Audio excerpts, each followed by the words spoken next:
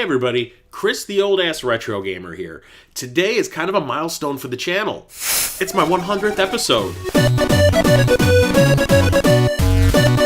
I have made 100 episodes. It blows my mind that I've been able to do this for just about 5 straight years. I'm not counting the top 3 Tuesday videos or the little jokey videos I've done in between. I'm talking 100 full-length episodes. That's a lot. I basically started this channel just to document the reclamation of my old collection that I had to sell when I lost my job in 2011, and I have gotten a lot of that collection back and then some, as you can tell in all of the pickup videos that I do. So quarter? Probably. It even blows my mind a little bit. I didn't think I'd be doing this long, but it's what happens when you find a hobby that you enjoy doing. It's fun and you want to keep on doing it. I've had a lot of opportunities through this channel. I've been on a panel at a major gaming convention. I've made a lot of friends through YouTube, which is awesome. So what am I going to talk about for my 100th episode? Well, when I hit 50 episodes, I did my top 10 video games of all time, so I really struggled trying to pick a topic. That's why there hasn't been a new video in a few weeks, because I was really stressing out trying to pick the right topic. I had a lot that I wanted to do. None of them really seemed quite right for 100 episodes. So I figured, why not do something similar to what I did for my 50th episode? So I'm going to talk about my top 10 video gaming consoles, not counting handhelds. That might be a video of its own. So I've been gaming ever since probably the late 70s. My parents bought an Atari 2600 when I was a small child, and that was my big introduction to gaming, and I've played pretty much every major console at some point. So you figure 1979 to 2018, that's a lot of gaming. I have a lot of consoles that I've played. I have a lot of consoles that I own. So what are my top 10 consoles of all time?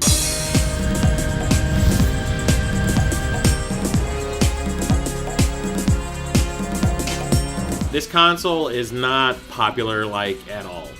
People hate it. People rag on it all the time. Happy Console Gamer even dedicated an entire video talking about how much he disliked it when he got it. I did not like it at the beginning either, so I feel his pain, but it grew on me. And now it is one of my favorite consoles, obviously, if it's in the number 10 spot, and that is the 3DO by Panasonic. I've talked about it on the channel before, but here's a little recap. I really wanted a 3DO because it had a killer rap, and that was Way of the Warrior, because it was a Mortal Kombat clone, and I love Mortal Kombat, so I had to have it. In order to get it, since it was a $700 console, I had to sell my entire Sega Genesis and Sega CD library along with the consoles. Ended up not liking Way of the Warrior, like, at all. And for the first, 6 months of owning it, I was not thrilled with it because the gaming library at the beginning was just kind of bleh. Later on down the line, though, better games started coming out. People started really taking advantage of the CD technology, and it evolved beyond just being a console known for full-motion video games like the Sega CD kind of was. At one point, I showed a friend of mine Wing Commander 3, and he immediately said, "Let's go to Best Buy. I need to buy a 3DO right now." There were so many good games that ended up coming out for that console that I kind of forgot about some of the other ones that I had at the same time, like the Super Nintendo. Star Control 2 was my jam. I played that game a lot. It sucked up a lot of free time. There were very interesting games for the 3DO, like Patank, which was a pinball game from the inside of the game. I mean, you play as the ball. You never saw that before or after. It's the only time it ever happened. And it was really fun. Icebreaker was a really cool puzzle game that you never saw anywhere else. And when there was a full motion video game, it was usually the best version of it you could possibly get. Sewer Shark, Night Trap. The Daedalus Encounter was one that was only available on the 3DO, and it was really fun. There are so many fun experiences on the console, no one gives it a chance, and I suggest you do if you have not. And I think people have been, because prices for the games have been steadily rising over the years, so I think people are finally coming to appreciate the 3DO as much as I do.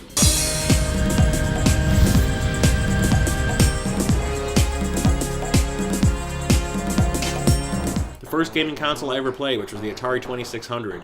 It's archaic by today's standards, but it was my first console that I ever played at home and didn't have to leave the house with a pocket full of quarters to go play at an arcade. Sure, the arcade experiences were not there, and I think at an early age I recognized that it wasn't going to be possible. I didn't know about how consoles work and processing power. I figured that it was, you're going to get a version of the game at home, but it's never going to be exactly the way the arcade was, because then why would you want to go to the arcade? And I didn't mind. I played the crap out of that crappy-ass Pac-Man port. I played the crap out of E.T. Defender, Missile Command, Asteroids, I did not care. I could play those games at home, and I played them at great length. Other kids were outside during summer, riding their bikes, making forts, breakdancing. I was in my basement playing my dad's 2600. My current collection isn't very big for the console because I don't own the console itself anymore, but now that there's like an HD Atari 2600 console coming out, it's gonna change. It's gonna change. And there's so many great games for it, like Krull, probably the best licensed game ever made for that console. Activision was an awesome developer for that console, so was Magic. They were two of my favorite. If I got a game from one of those two companies, I knew I was going to be in for a good time, and I was usually right. 9 times out of 10, their stuff was stellar. And while graphically it does not hold up anymore, it's all about fun, and the console is still fun.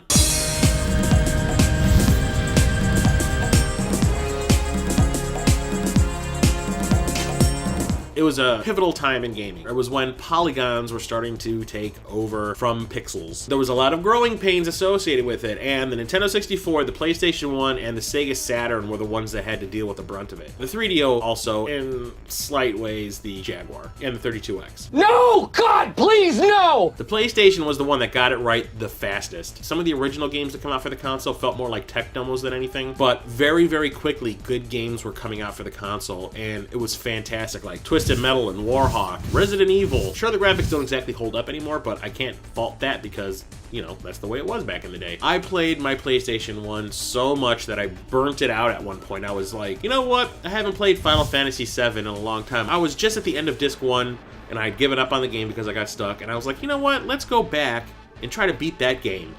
And I booted it up, and I started playing through it, and it burnt my console out, and I had to go and get a brand new one. That shows you just how much I played it. Bust a Groove was one of my favorites. The Fear Effect games, the Oddworld games, the Final Fantasy series really came into its own, took off like a mother. Watch your profanity. I got introduced to a lot of new genres through the PlayStation, like vehicular combat, which to this day is still one of my favorite genres that doesn't get a lot of love anymore. But without the PlayStation 1, gaming as it is today would not exist. It paved the way for everybody. It was a game changer.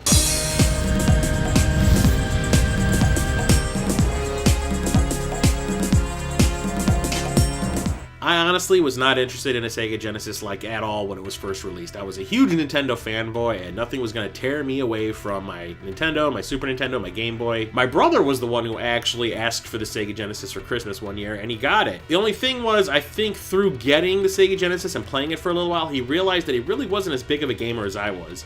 And I ended up like inheriting it because he just didn't want it anymore. So I started collecting for it, and I became a huge fan of it because the games seemed a little more edgy, a little more risque. There were times where I felt like I was getting away with something my parents had missed. You know, like when you buy an album and don't tell them that it has that parental advisory sticker at the bottom because it had some objectionable lyrics. I felt like that a lot with the Sega Genesis. I'd convince my parents to buy a game for me, and I'd get home, I'd be like, God damn, if my parents knew what the hell I was playing right now, they would ground my ass. I wouldn't do that just yet. Your ass is mine. And while I didn't play it nearly as much as my Super Nintendo, I still respected it for what it was. It was like the alternative Nintendo. And that whole console war thing I never understood because I had both. I didn't care. Each console had their own exclusives, so I was happy. And if there was a multi-plat, I would usually buy it for the Super Nintendo, unless it was something like Mortal Kombat where it was more violent on the Genesis. The Sonic games were huge. I had every one of those when I was a kid. The stuff by Renovation, I had all the Valis games. Those were extremely fun little side-scrolling platform action games. And then there were like spin-offs from games that were available on the Nintendo consoles like Castlevania and Contra. They were fantastic. Some of those developers came over to the Genesis later on and like started coming up with some really cool stuff like Rocket Knight Adventures. Streets of Rage was my jam back in the day. That was the franchise that kept me coming back to my Genesis time and time again, no matter what. Yuzo Koshiro's music, the fantastic beat-em-up gameplay, just the graphics, the characters, everything about it, I just loved it. Sega Genesis earns its place in history. It is still a fantastic console. It's one of the consoles I have the biggest collection for, so I obviously love it.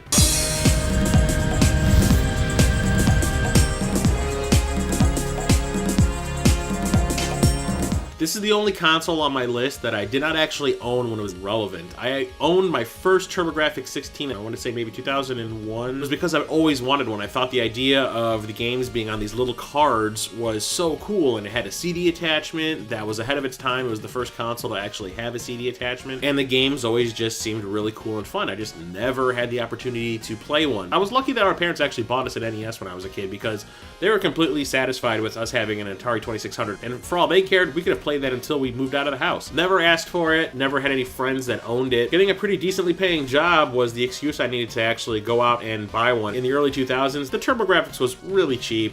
The games were really cheap. They hadn't blown up yet, and I absolutely fell in love with it. I thought that even though the games on the surface are just like any other game you've played, there's side-scrolling beat-em-ups, there was shmups, racing games, there were sports games, they all on the surface seemed generic as all hell and just like everything else out there, but The thing about the TurboGrafx 16 that I really enjoyed was they just had a little quirkiness to them, and I loved the feel of the games when I'm playing them. Like, Legendary Axe is just like any other side-scrolling action game, but it just has a little bit different stuff going on in it. The same with Blazing Lasers. It's just another vertically scrolling game, but there's just a little bit of something different going on in there to set it apart. And then look at Bonk. It is obviously trying to be like Mario Brothers, but instead of focusing on jumping up to get power-ups, it's all about jumping down. On the surface, it feels like it could be a Mario clone, but it is completely its own thing. And the games were just charming as all hell. I never did have the CD attachment, but now that I own a Turbo Duo, I do, and I can say that 90% of the games I own on CD are pretty damn good. It's a fantastic console that sadly was not a huge hit over here in North America. Over in Japan, it was massive. But now that I own this Turbo Duo and I can go back and play all these Japanese PC Engine games, the library has opened up and I have been shown the light. It is a fantastic console that stands on its own.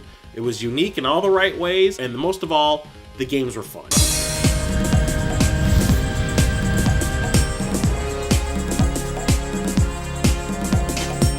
The Xbox was another console I was not at all interested in because I was a big fan of the Dreamcast, and I knew that Microsoft had a hand in the creation of the Dreamcast, specifically the operating system that it used. And then when the Dreamcast was on the way out, the guy that was in charge of Sega of America reached out to Bill Gates to say, hey, you know, we could use a little bit of an investment to keep this console going for at least another year. Would you be interested in helping us out since, you know, you guys helped us create this console? And Bill Gates was like, nope. Everything that we've learned helping you out, we're going to use to our own advantage and create this new console we're calling the Xbox. And I was like, you know what? You guys are dicks. I don't want anything to do with your console. So PlayStation 2 was a huge hit. I had one. I thought it was great. I didn't need another one. GameCube was coming out. I'm good. I'm set. Then a friend of mine went out and bought an Xbox, and I went over to his house to check it out because I hadn't seen anything about it. I'd only read about it in the magazines. And he showed me Halo. And then from that point on, it was a no-brainer. I had to have it. And I'm not talking about I played the single-player game. I played multiplayer. 4 people at the same time. Yes, consoles had done that before, like the Nintendo 64 and the Dreamcast. Halo took it to a whole other level. Within the next 6 months, I had my own Xbox. And the first game I ever bought for the Xbox? Buffy the Vampire Slayer. No joke. I was such a huge fan of that TV show. That was also one of the killer apps for the Xbox for me. Like, it had the Buffy game. I had to have it. Surprisingly, it was a very fun, awesome 3D beat-em-up game. I loved it. I loved it to death. I beat the shit out of that game multiple times. It just kind of steamrolled. When there was a multi-plat game that would come out for the GameCube, the PlayStation 2, and the Xbox game was usually the better looking and better sounding version. It had a hard drive built into it, so you didn't need memory cards. You could buy one if you wanted to, just so you could take your save games to someone else's house, but it was not required. You could save music to the hard drive, and there were certain games that would allow you to use that music on the hard drive in their games. There was a wrestling game that my friend had. We would rip songs onto the hard drive and use it as our entrances to our custom characters. Didn't even realize it at the time, but it was HD ready. What is HD in 2002? Nowadays, it's like a godsend. Enter the Matrix runs in 1080i. Who knew? So many great games came out for that console, like Crimson Skies, the best versions of Time Splitters, obviously the Halo games. And I think the reason I like the console so much is because I had zero expectations for it. Sure, I ended up playing my PlayStation 2 a lot more, but my Xbox got a lot of love. More so than my GameCube, because it did a lot of new things Sony and Nintendo were not willing to do at the time. Like the DVD player in the Xbox actually worked. I couldn't get the one on my PlayStation 2 to work ever. It always skipped and froze up. It was a nightmare. Sure, it was huge, bulky, and heavy, but it was awesome.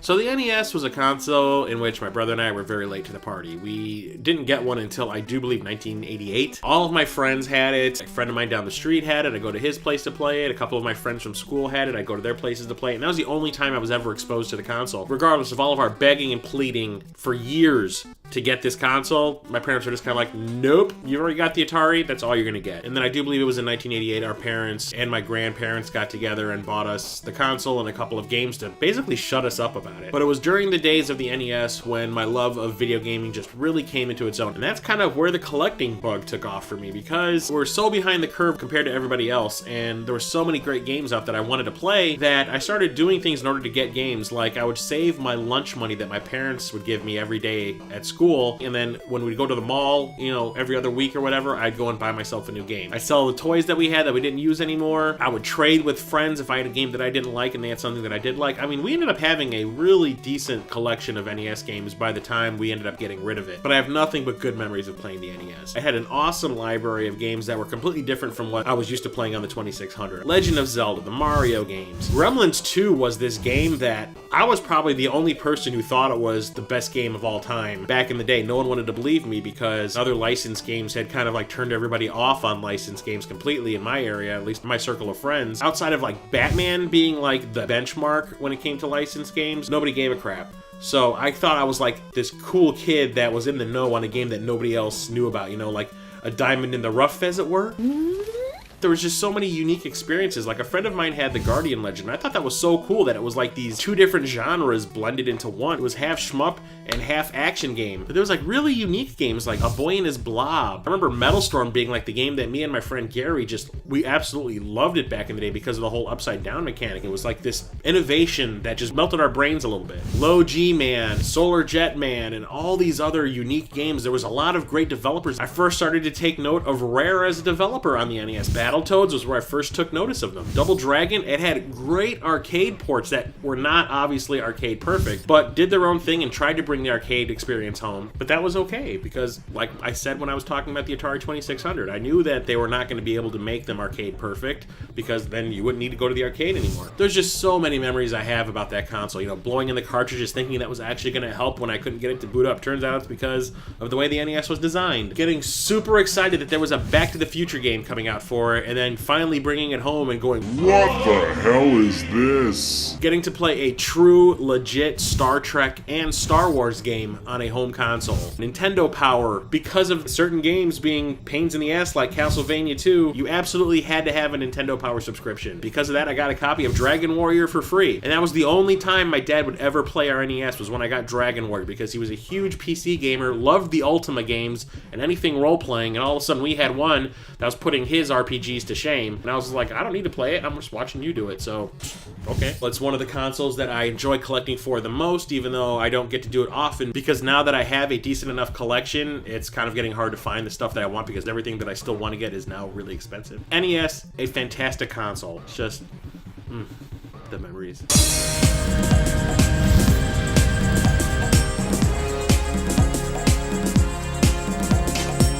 So I've brought up the PS2 before. You have no idea how much I was looking forward to that console. PlayStation 1, which I've already talked about, was fantastic. Towards the end, all the developers were able to take advantage of everything that console can do, and they were milking it for all it was worth. And I was like, well, now that those companies are at that level of development for the PS1, I can't imagine what they're going to do for the PS2. And what do they give us for a launch game?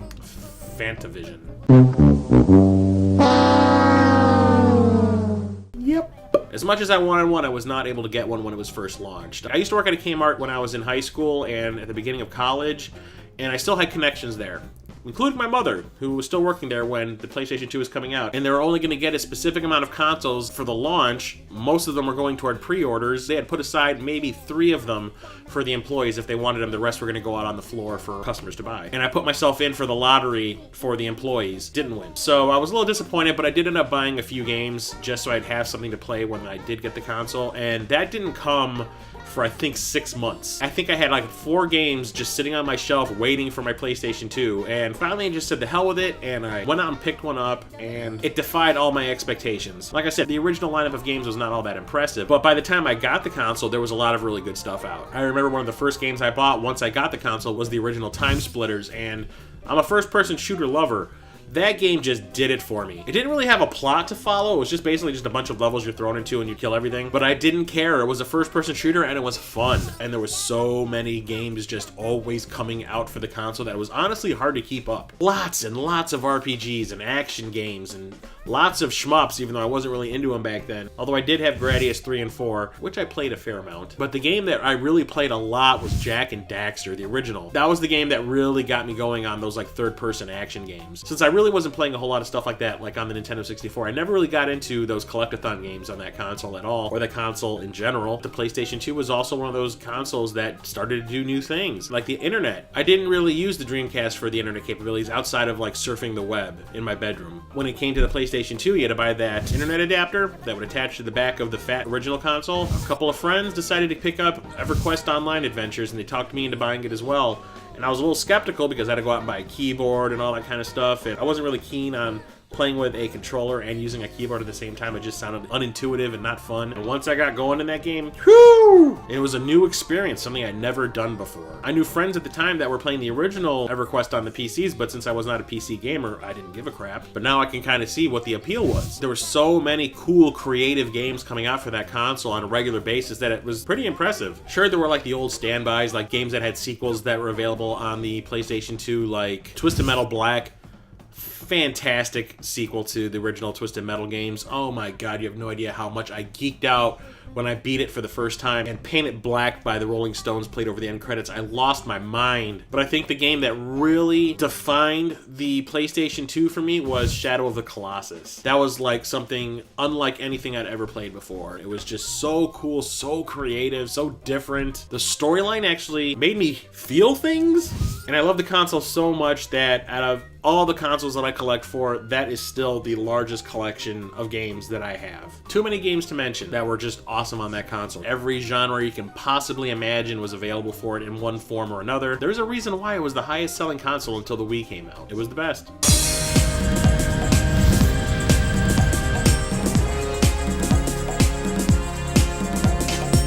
There's a reason why I want a complete Dreamcast collection, and that is because back in the day, every time I would buy a game for the Dreamcast, it was a rare thing when I would say this game is crap. Pretty much every game that I bought was good in some way. It was either really fun or was really inventive, even if it was in a genre that I was not a big fan of, like a racing game, like Sega Rally 2. I bought that game because it had been discounted and I was looking for something different to play, and it ended up blowing my mind. I'm like, wow, this is actually extremely fun. And I don't like racing games all that much, at least in that point in time I didn't. So the fact that I was sitting there and I was enjoying it and really looking forward to coming home from work just so I can play it a little bit more, that really says something. Sega was willing to take chances with the Dreamcast, like Seaman. What the hell was the point of that game? What? I can't imagine what the meetings were like for it. Like this really weird and disturbing Tamagotchi game with weird existential questions being thrown at you is just bizarre, but you know what? It worked and it was fun and I played it to completion twice. Besides, what would the neighbors think? And while there were two things that I really never took advantage on the console, and that was the 4-player local multiplayer because it had 4 controller ports,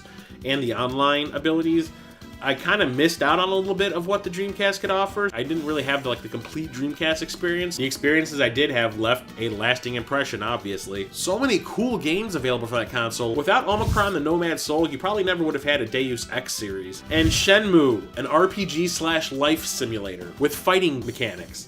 Okay. But the thing that really made the Dreamcast appealing, especially to me, was you were finally able to get perfect arcade ports that were sometimes even better than the arcade. Soul Calibur, House of the Dead 2, Mortal Kombat Gold, which is actually Mortal Kombat 4, Zombie Revenge, a really good version of Daytona USA, Gauntlet Legends. I still have my original Dreamcast, the one that I bought in 1999, and it still works flawlessly. And if you hook it up through VGA to a modern television, it looks fantastic. You can even upgrade the VGA to HDMI with an adapter, and it looks even better. It was such a cool console that did so many cool things, and it had an incredible library of games. Yes, there were some stinkers in there, but like I said, 90% of the games were between good and great. 5% of the games are crap, 5% of the games were amazing. Now, the games are starting to raise in price a little bit nowadays, but I'm almost there. I almost have that complete collection. You know what? Once I do, I don't know if I feel like collecting anything anymore. And best of all, the games still hold up to this day. I could bust out San Francisco Rush 2049 any day of the week and just play that until the sun goes down. And like I talked about before, it was one of those consoles that I actually bought on day one. I've only bought 2 consoles on day one. It was the Dreamcast and the Nintendo 64. I was not big on the N64, but when it came to the Dreamcast, I pre-ordered probably 75% of the games that were available on day one on top of the console and an extra controller and a VMU. I spent a good amount of money in one day. Outside of the problems that I had with some of the games being defective on day one, it had the best lineup of games for a console launch ever. And it is also one of those consoles that I'm constantly going back to play.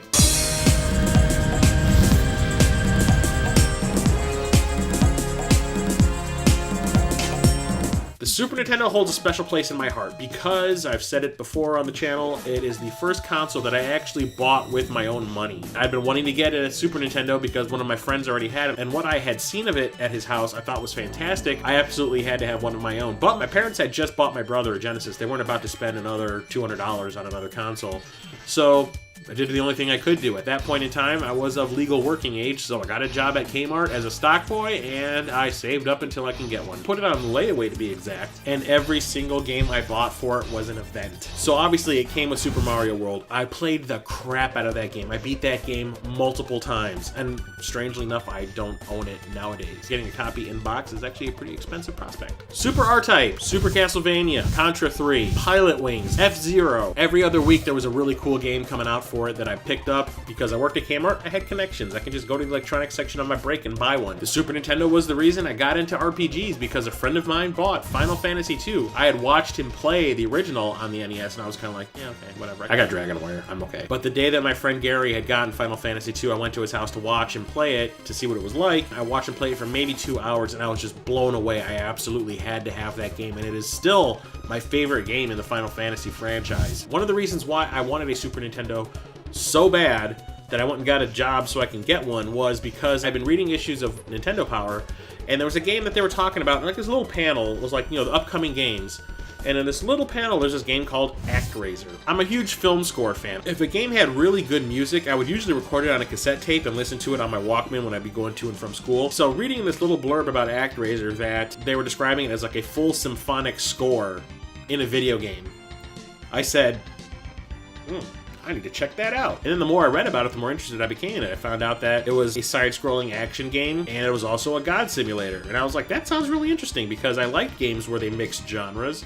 So this sounded really cool. So the day that ActRaiser came out, I had talked my mom into taking me to the mall, and I went and picked me up a copy of it because they did not have it at the Kmart I was working at. And I played that game for about 2.5 years straight. I would beat it, play it again, beat it, play it again. Other games were coming out in between. I was playing the crap out of those too, but I'd always end up going back to ActRaiser. Not only was the music fantastic, and is still probably my favorite video game soundtrack of all time, but because I played it so often and I just loved it every time I would play through it, it's my favorite game ever. Little did I know that we were not getting nearly the amount of games that they were getting in Japan. What we were getting were these games that were developed in the US by companies that did not know how to develop games to begin with. So the Super Nintendo catalog ended up getting like bogged down with a lot of shovelware crap. A lot of really bad licensed games and whatnot. So there was a point in time where I was kind of like, Super Nintendo, it's alright, because of all this garbage that was coming out. And then Mortal Kombat 2 hit. The Super Nintendo was my favorite console all over again because I played the crap out of that game so much because of my love of Mortal Kombat 2 in the arcade. Sure, the animation wasn't that great and, you know, the sound was kind of muffled and whatnot, but it was just so close to the arcade, I did not care. I played that game so much. Single player, played it against friends. I was doing all the secret stuff, trying to beat it with every single character. I mean, I'm surprised I did not wear out my Super Nintendo controllers, but I had so much fun playing my Super Nintendo back in the day that when I ended up selling it to get a Nintendo 64, it was a very sad day. A couple years down the line, I ended up getting an even better paying job, and I was able to recollect all of my old Super Nintendo games until I had to sell them all again in 2011. So I had a massive collection of games. Every year I would break out the Super Nintendo for about a month and a half and I would play my Super Nintendo all day, every day. It still holds up in my eyes, even though yes, it is graphically dated and the sound isn't always the greatest and the library is a little bit iffy, especially when you take into account the kind of shovelware crap we were getting at the times, but it holds a special place in my heart because it was the first console that was mine.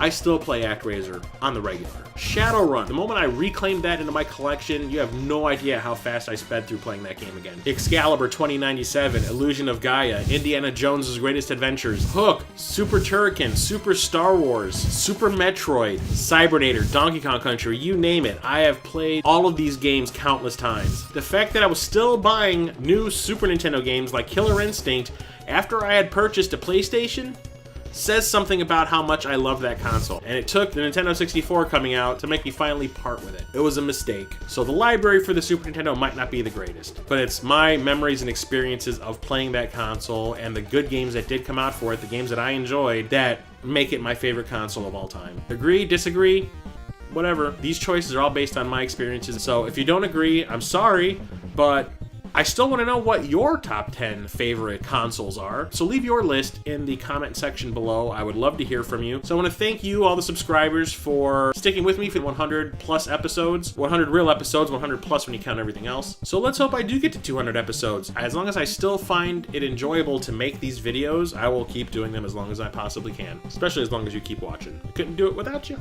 And I'm Chris, the old ass retro gamer, signing off.